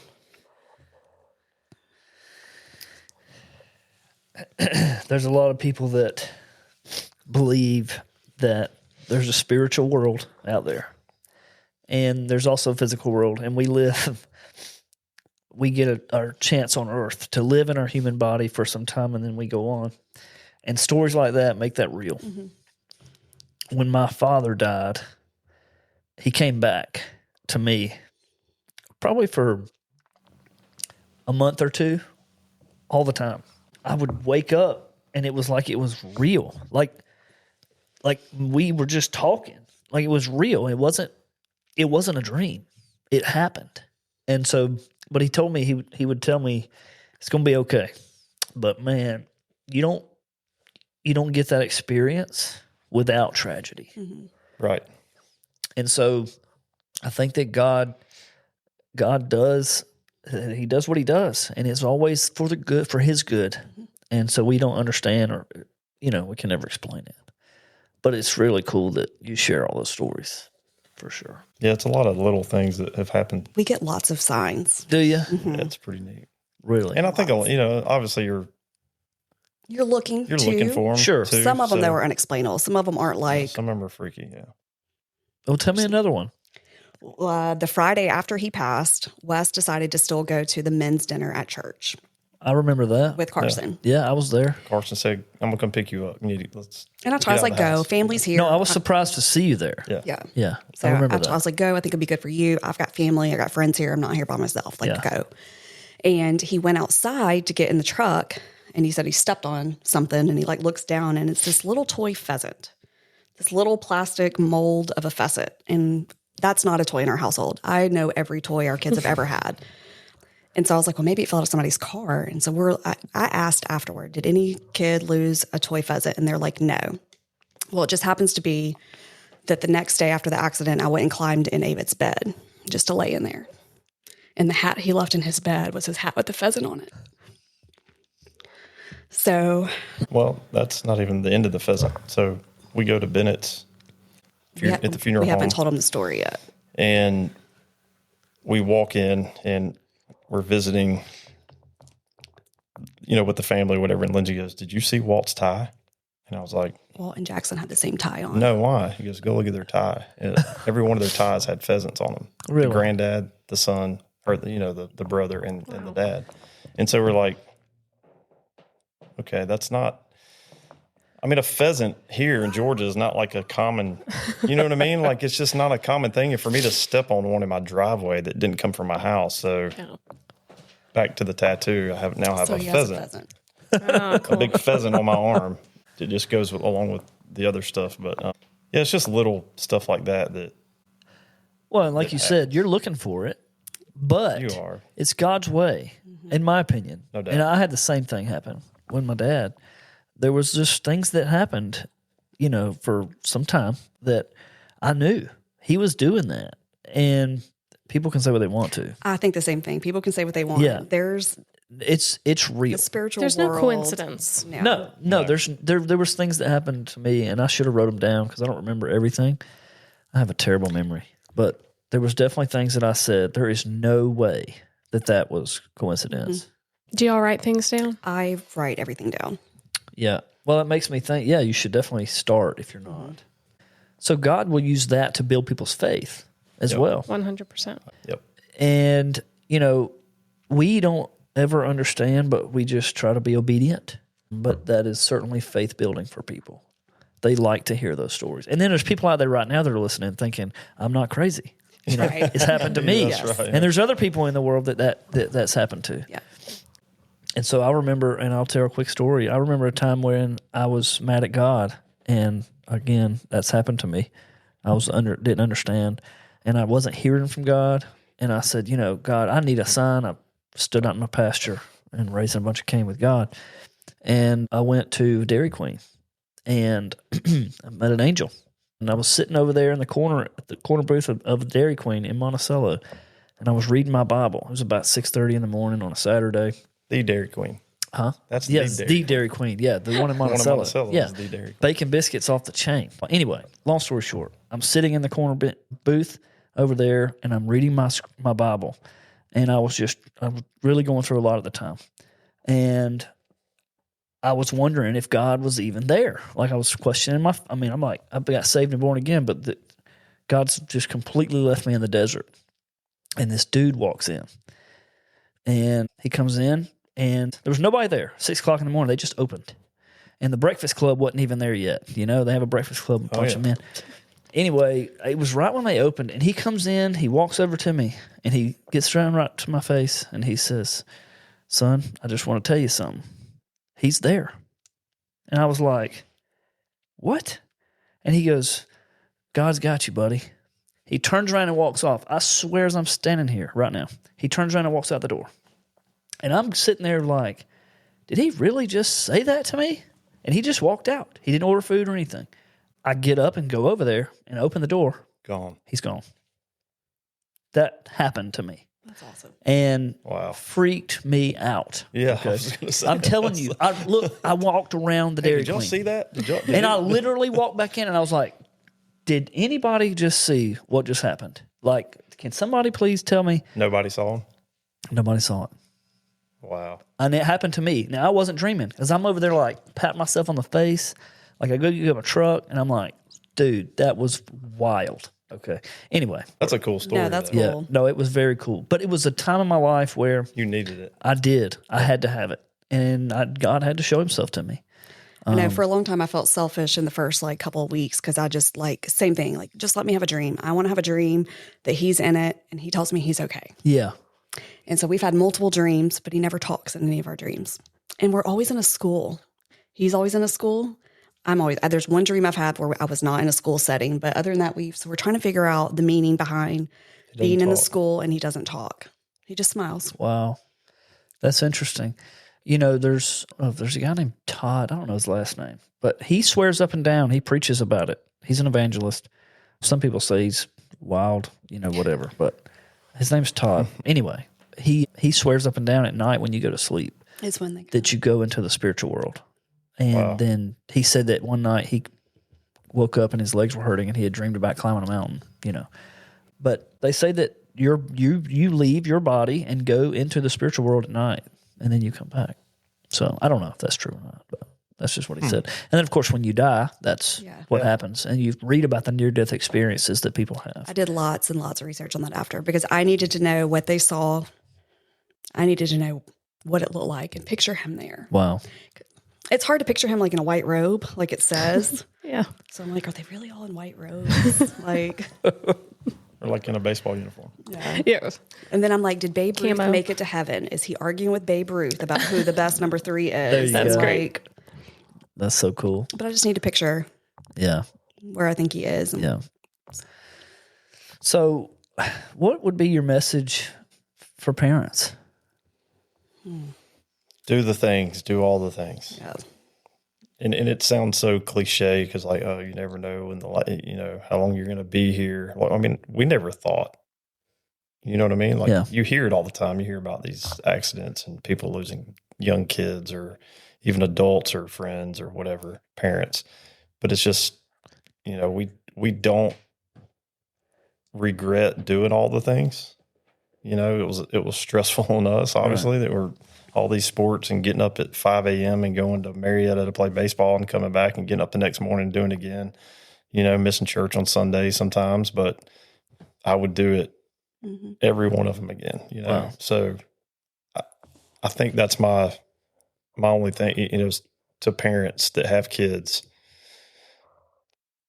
You never think you're going to lose a kid, so you don't, I think you take it for granted. Obviously, I think a lot of people take life for granted, even me, but just do the things. Do the things. Do the things. Go. Say yes more. Say yes. Mm-hmm. I mean, I think about it. We think about it a lot with Murphy. Why do I yell at him all the time? It's just part of being a parent. Right. Yeah. And then, it's saying yes more. It's like Porter last night after the pageant. It was 10:45 at night. And she wanted to go to Waffle House. And I was like, no. Did you go? Well, my aunt and Ruben took them to Waffle House. Yeah. I went home. Do those things. Those are the things that But do it. Yeah. We went, so the Saturday before the accident, he spent the night, Sunday night. Or was it Sunday we went? No, Saturday he hung out. Actually, I have one regret. I was supposed to take him to the Lil Wayne concert Saturday. Gosh, that's amazing. Lil Wayne. And we decided not to go. Because then in my head, I'm like, I don't know if that's really appropriate for a 12-year-old. It's going to be really skunky in there. And I was like, but it would be so cool. It would be totally cool. But last minute, I was like, we're not going to go, dude. And he was like, what? I do wish we'd have done Lil Wayne. But sorry. That's funny. So Saturday, he was home. Sunday y'all morning, got up. we decided kind of last minute to leave Madison and go down to our property in Eatonton, which is about 35 minutes, to go dove hunting. Me and Carson, we had texted the night before, like, let's go. Why not? And we went, and it was terrible. Like, I don't even think we shot it, maybe at a handful. We shot a ton the weekend before, but it was just one of those mornings. It was muddy, nasty, and we get done, and we're kind of bummed out. And we're walking down the road, and I look down and glowing a piece of quartz. It's an arrowhead, the whole thing, full arrowhead. Mm-hmm. And I was like, Avett, look, and we pick it up and just looking at it, put it in my pocket, and then 2 days later, the next day, because when we got back, he ran to my room. He wanted to go spend the night at Bennett's. No. He said, are we going to church? And I was like, no, y'all got back too late. Okay, well, can I go to Bennett's house? I want to go, we're going to go dove hunting. Because obviously that dove hunt was a bust. And I was like, no, just stay home. I said, you got basketball practice tomorrow. Just stay home. Because I knew it would lead into spending the night. Yeah. He was like, just let me go hang out for the day. He said, I don't have to stay. I'll do anything. Tell me what you want me to do around the house. I'll do anything. So I was like, fine. And then that afternoon he texted me, but I didn't see it and asked to spend the night. Mm. He called Wes and Wes said, sure. So he ended up spending the night. And I know y'all replay that over and over. I wish I'd have just had him picked up at 12, like the plan, because then the trailer wouldn't have been there. I tell her not to. You can't do that to yourself though, because I was getting frustrated with him on the phone because he just kept calling me at work. Just let me skip basketball. Just goes back. And I was getting frustrated. It was the time, and you know, it's hindsight's 20/20 with everything. If it was that easy, obviously you would say no and Reverse it. You wouldn't let them go spend the night, of course, but you can't. So I try not to even think about that part of it because I think it'll just eat a hole in you. Have you ever seen the movie Courageous? I don't think so. Y'all need to see the movie. So I did a Courageous Bible study. I was heavily involved in my church, and we had a Bible study that the men and the women went through. But long story short, it's a movie, and the Kendrick brothers wrote it. So if you ever seen War Room, no? Oh my God, you haven't This seen is War Room literally either? Jeremy does this every single. Have you ever seen whatever? And I'm like, no, I've never seen my God, anything. this- I don't watch a lot of movies. They gotta I don't be either. really, Okay, I don't Yep. either. They got to be really good movies. No, me too. But these are really good movies. Okay. Have you ever seen Fireproof? Holy crap! Or Oh my God. You're Okay, write for this three. down. Hey, this Over goes back, three. this goes Okay. back to coaching. Yeah. We're never home. We don't Okay. Like, sorry, guys, So can't- these are life-changing movies here. Okay, listen now. This is important. So when on my journey in my life, in my Christian life, I followed Jesus, and I've been on my journey. There's been movies that have I give credit for the impact they had on my life that changed my life. And those that I was just reading to you are some of them. You need to watch the movie Courageous. So Courageous was a movie about a police officer in Albany, Georgia. He had a kid. He had two kids, a daughter and a son, and he lost his daughter. You're going to watch it and you're going to cry the whole time, but it's a great movie. Okay, I wept like a baby. They did a really good job with that movie, and so it made me a better man. Okay, as I was in my journey, my discipleship of Christ. Okay, Fireproof was about a marriage, so that movie absolutely helped my marriage. And these guys that write these movies, their intent is to impact you and change your life, right? And it works. Facing the Giants is another good one that they wrote. And then War Room is about prayer, and it's really good. So it's Courageous, Fireproof, War Room, and Facing the Giants. I do think that I feel like I have grown stronger in my faith since this accident. Yes. Yeah. Like my Bible is usually carried with me everywhere now. Before it wasn't. I think you don't really have a choice. I mean, you do, but what I'm saying is it helps. Yeah, 100%. That's so beautiful, too. And you don't know that God wasn't using that to draw you near to him. Right. And, again, it doesn't make it easier. But I say that a lot. Faith doesn't make it easy. It makes it possible. That's right. That's right. And it's not complicated, right? But it's hard. And so faith, God uses different things to draw his plan together, his will, right? Not ours. But anyway, back to the movie Courageous. That movie, the guy lost his daughter. She was 9 years old, and he had asked her to dance with him, and he told her no. And he said, "Just get in the truck. I'm not dancing." And so then, fast forward, he loses his daughter in the movie, and he says, "I just wish I'd have danced with her." Do the things. Yeah. So when you said do the things, when my kids come to me now and they say, "Dad, will you please do this with me?" I think about that movie every single time, and I think, dude, go do it. Don't tell her no. I tell them no enough. Yeah. But it's like, you don't always tell them no. It literally flashes back to me. And then when y'all lost Avett, same thing. It was just galvanizing that for me. It's hard. I'm still doing the yes with the kids we have now because I don't want anything to really change, but it's hard to let them go. Oh yeah, 100%. To spend the night with friends or to friends' homes or ride with friends somewhere. My immediate thing is yes, and then immediately anxiety kicks in. Mm-hmm. How are you handling that? I just let the feelings in and then I push them out because Okay. I feel like if I don't let them in, they're going to linger. So I just let the anxiety come in, let everything run through my head that needs to, and then let's kick it out. Wow, And then let's just keep going. that's strong. Yeah. So this has certainly made you stronger. You would agree? Yeah. Yeah. Wow. I just enjoy listening to them talk. I love them. Oh man, that's such a powerful story that you've shared.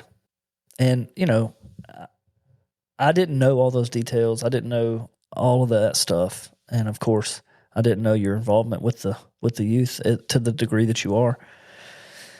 And I guess in the coming years, you're going to be raising up a 9-year-old, and then you're going to, so y'all's plan is to stay here in Morgan and continue coaching and doing those things, all the things. Yes. Oh yeah, we won't. We don't plan to go anywhere. I almost feel like at this point we owe it to our community just for everything they've done for us. Wow. Yeah. Nice. And we'll continue to get kids that have never played sports signed up. We've actually gotten quite a few that have never. I do some recruiting sometimes. Especially, She sees the big kid in the grocery store, yeah. and she's like, "Come here, boy." every time. Do you play football? Do you play football? What about basketball? Yeah. How old are you again? What's your mama's name? Yep. And so She's going to be like the blind side. literally, yes, It almost happened. it did almost happen. So Literally almost happened. We almost had one of Avett's buddies. he doesn't know. We've never told him because I don't want him to feel any type of way, and I doubt he's going to probably listen to this Yeah. podcast. But there's a kid in one of Avett's really good friends. He's been in foster care since he was a baby. His foster mother is his mother. He calls her mom. That's his mom. But something happened and he had to go stay with an aunt, which wasn't a good situation. And so I talked to Avett and I was like, how do you feel about us taking him in? Adopting him. I don't know Just if let it's him live with us temporary for a or while. if it would be longevity. I don't know, but I feel like we need to bring him in to a stable environment. Right. And he was like, let's do it. So then we talked to the other kids. Hey, how do you feel about this? Because we wanted it to be a family decision. And so we really wanted to do that. We were talking about it. I had reached out to other people on the logistics of doing that. Like, who do I talk to? How do I get my name in there for the next court date? Like, what do I do? And then Avett dies. Wow. And I'm like, I can't do that now. Yeah. So we've done everything possible to make sure he has stayed in Morgan County, that he has been in a safe environment, and he is now back with his foster mom. But if anything ever happens to that child again, my name will be the first one on there and we will take him in. Right. And he actually, we were his escorts for 8th grade night. Okay. Not his mom, not his person he was staying with. Like, he called me. Wow. And he said, well, you and Wes be my escort. Wow. Wow. So That's such a powerful thing. we will follow that kid everywhere he goes. Yeah. If he does make it to the NFL, we better be. We better be there.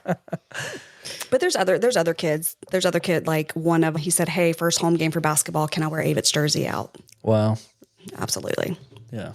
So there's good kids here. And we just want to continue keeping these kids involved in sports to keep them out of trouble. Yeah. So that we can keep helping groom kids to be good. Sure. A Be lot coachable. of them have good home lives. A lot of them don't. Yeah. And that's the ones that we We go after the ones that don't have good home lives. Yeah. We want to mentor them. Yeah. Even if they're not good. Even if they're not Yeah. good. Yeah. for sure. Because I mean, you I don't want to. I mean, make it sound, but you could impact their whole life just 100%. by coaching them one season. So many kids have my phone numbers. And you get in trouble, you don't want to call mom, you don't call me. Depending on the situation, I'll come get you. Then we'll go talk to mom. Yeah. But you'll have a safe outlet first. That's such a brilliant thing, though, and it's a wonderful thing that you guys are doing. And the fact that you are making an impact, you're not doing it for anything for yourself. No. It's all, in my opinion, what I'm hearing is just all selfless. Well, you definitely don't get, you don't get paid to do it. No pay and no accolades. and you're just taking that much of your own time to do it. So right. And it's not for pay, everybody. and we pay for these kids that can't afford to pay to play. Wow. But now we'll do it in Avett's name. Nice. So Do y'all have a 501, anything to nonprofit or anything set up? we did at Bank of Madison. yeah. It's Avett Jackson Scholarship Fund. So how is that going as far as, I mean, do you have some money there? There's some money in there. Instead of having people like buy flowers or they didn't, when he passed, what can we do to help? We said just donate money to that. Right. Well, we all bought T-shirts. And Yes. all and, that stuff. And we just did more T-shirts, so that goes towards it also. And that's what we were saying. We're trying to figure out something to do yearly that will keep money in that account so that we can do scholarships for the seniors and pay for kids' rec. But do you have someone that is in business that's helping you with a plan to really make that? We don't yet, and we need to do that. In fact, I don't know why I'm saying this, but I would say that full court press, maybe on the 1 year, put together something that brings it back to the community. But, to all the churches. And if you want you said your dream was to offer this 8th grade class scholarships. You got about 3 years left, right? Whoa. No, that's the math's wrong. That's wrong math. Yeah. That's What? At least 5 It'll be years, in right? 9th, 10th, 11th. I mean, well, 4, I guess. I mean, No, you better have it together by the time they're seniors. yeah, You got 3 years, bro. Yeah, I mean, you're probably not going to want to Dang. be dealing with it the whole senior year. Like, it'd be nice to have it done. You need to have it done before when they hit their senior class. Yeah. You need to have it together. Yeah. And I don't know how much money that is. I mean, I don't have any idea, but it's probably a lot. So if that's her dream, then by golly, we better get after it. We can do it. Yeah. And look, with God, all things are possible. And so don't doubt it. If for nothing else, let me encourage you today that you set your mind and you set your goals, and there's nothing you can't do. And if you want to do it in Avett's name, then let's do it. And what can Impact do to help you? So, yeah, I would just say, if for nothing else, today, if you leave with a new inspiration to re-engage and really take that to the next level, don't let it lay. And Impact will donate too. But there's lots of people in this community with money that can help with that. Yeah, we definitely want to do it. So, but let's do something for the 1 year, and man, that's what he would want. Oh, for sure. We want to make an impact, and you want the impact to continue. One thing's that, and the only reason I'm going there, maybe God just put that on my heart, but when my dad died, I did a fishing tournament every year for him for 3 years. And I was like, man, I want to raise some money for my dad. And the first year I gave it to the Mercy, Love, and Joy Fund in Jasper County. And we raised about $2,500 in the bass tournament. There was like 20 boats, And then I was like, I'm going to do this every year. So then we did it for 3 years on Jackson Lake. Jackson Lake's like the Dead Sea, so there's no fish there, no bass anyways. And so long story short, I moved to Lake Oconee and we did it there. When I moved down here to Buckhead, we did it there. But then I started a company. Anyways, I didn't do it this year. And I'm thinking, I had a dream. I wanted to raise some money for my dad. Anyway, I'm not saying I let it die, but I let it die. Okay? Yeah. And now it's like, man, how do I get back going? So anyway, just whatever we can do to help, if I can do anything, let me know. We appreciate it. Yeah, I mean that. Maddie, you got anything? We're like, this is like the longest one we've ever done. Yep. It is. So I knew powerful. it would be. We get a prize. We get a prize Yep. for the longest. You guys. We're working on 2 hours over here, bro. Yeah. They're normally about an hour, and we dry them up, but this one was hard to dry up. Yeah. Well, we thank you all for Yes, thank you. inviting us. Oh, man. So this will be on recorded. Obviously, Maddie will clean it up. On recorded. It's recorded in the cloud. Sounds like my grandpa. It'll be in the cloud forever. And so, we can get some stuff from it. Yeah. Definitely make an impact. At the end of the day, your story is huge, and it's made an impact on the community, and Avett's life made an impact on many, and we just hope that this show will have an impact on somebody. Maddie, do you have anything you want to add, take away? I think my takeaway is like how, y'all may not seem or feel strong, but I think like even before Avett's accident, it's like everyone loved the Jacksons, like you were very strong. During everything that happened, you're strong. Like on the outside, I know I'm just looking in. And then even, 9 months later, it's like, holy cow. It's like we're still, the impact that he's had, but you guys are carrying it out. It's been, I'm going to say, a cool thing to watch. And I don't mean that in any like disrespectful way, but it's been inspiring, I guess. I agree with that.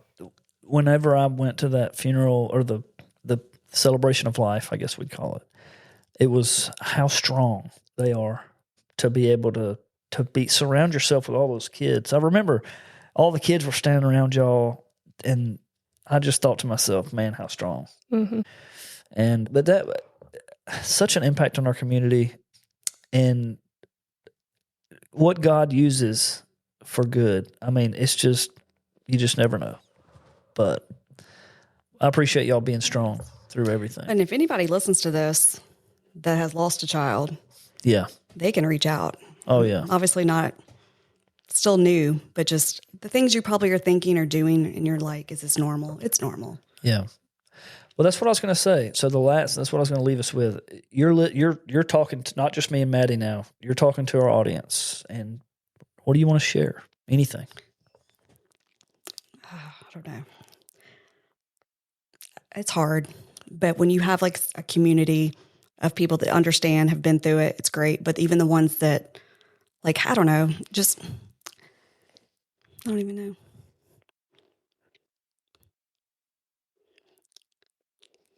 You can fill in. It never gets easy to talk about stuff, and you're often your heart, you it goes out, but being able to put into words how you're feeling and how that's difficult sometimes. Wes, you got anything you want to share? And it doesn't have to be related. It can be anything. You want to share anything at all? I think just do better. Do better. Do better. That's good. Be nice. I see it every day. It's just people. I don't know. I wish people could just be courteous. Be kind. Be kind. Just But be also, kind. It's not that hard. Teach your kids to be kind. I think you guys coaching, and Lyndsi, you were like, if we don't do anything, we're going to share the word. We're going to, that right there, that could be the only time that they ever pray. Like they may not pray at home. Be better. That's all. It's not that hard to treat other people.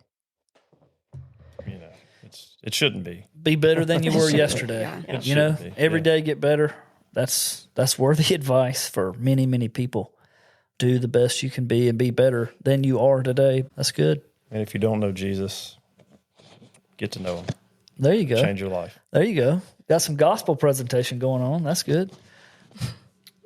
I love it. Maddie. Thank you for tuning in. Thank you for tuning in to the Impact Show.